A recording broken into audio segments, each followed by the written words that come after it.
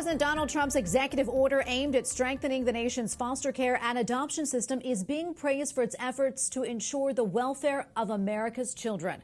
Among the groups applauding the measure, National Institute of Family and Life Advocates President Thomas Glessner issued a statement saying, in part, "We cannot talk about the end of abortion in America without mentioning adoption as a solution. America's adoptive parents are heroes." Joining me now on Skype to take a closer look at this initiative is Kathryn Jean Lopez, Senior Fellow at the National Review Institute and Editor-at-Large at National Review Magazine. Kathryn, welcome back to the show. Great to have you on again. Thank you, Tracy. Among other goals, this executive order aims to increase the number of and encourage better partnerships between states and faith-based and community organizations in adoption and foster care. I know this is a topic that you follow very closely. How do you think this collaborative approach will help? Well, that relationship is really so essential to making sure that children are in permanent families. Whether, the goal is to, if you can, get that child back into its natural home, right, into the family. Sometimes that requires some healing to happen, some recovery to happen. We want that to happen if at all possible. Sometimes it's not possible.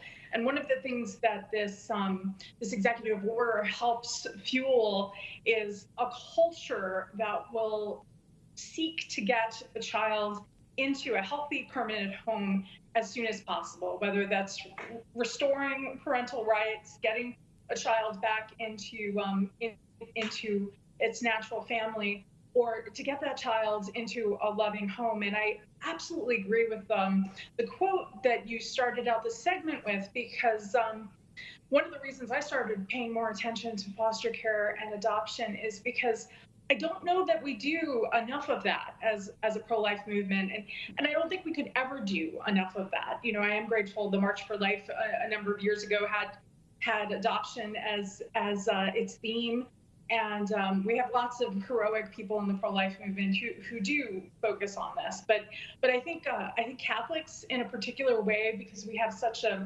institutions about our churches. We don't, sometimes we don't ask the same questions in our parishes. Who are the families who are adopting children? Who are the families who are foster families? How can we support them if we're not called to foster or adopt ourselves? And so I'm really grateful, whatever one's opinion is of Donald Trump, I'm really grateful for this executive order. And, this is one of those things, we have so much division in the country. This is something that we should get behind. This is something that we should look for common ground on, because helping vulnerable children who are alive, this seems like just essential. Yeah, absolutely. Well, Kathryn, there are so many children here in the U.S. who need families. We shared these numbers earlier in the week, but I just want to talk about it again because I really think it brings to light the magnitude of this issue. More than 400,000 children and youth are currently in foster care, and each year close to 20,000 children age out of the system without ever finding a permanent family. That is just absolutely heartbreaking. Right, and consider too, about 125,000 are ready for adoption in the foster care system, and those are the numbers before coronavirus. There in many cities, in many places across the country, the numbers are down for notifications to get child welfare involved in cases. Now that's because schools are closed, right? Teachers haven't been seeing kids face to face, and so the assumption is that come September or whenever these kids can get into school, we're going to be seeing a lot more cases, a lot more children needing to get child welfare involved. And so I really think, I just on Saturday night, I watched the movie Instant Family, which is a fun kind of comedy that makes an essential point about the necessity for people to really think, do we have room in our homes? Do we have room in our lives for foster children? Because one of the things that drives me crazy, frankly, is often we don't talk about foster care unless there's some scandal.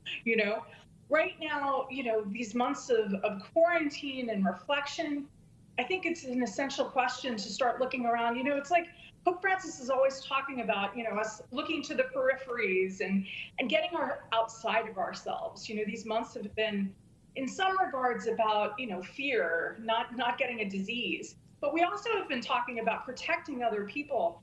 Well, gosh, who can we give a chance to? Who must we give a chance to, right? The Bible talks about the orphans, right?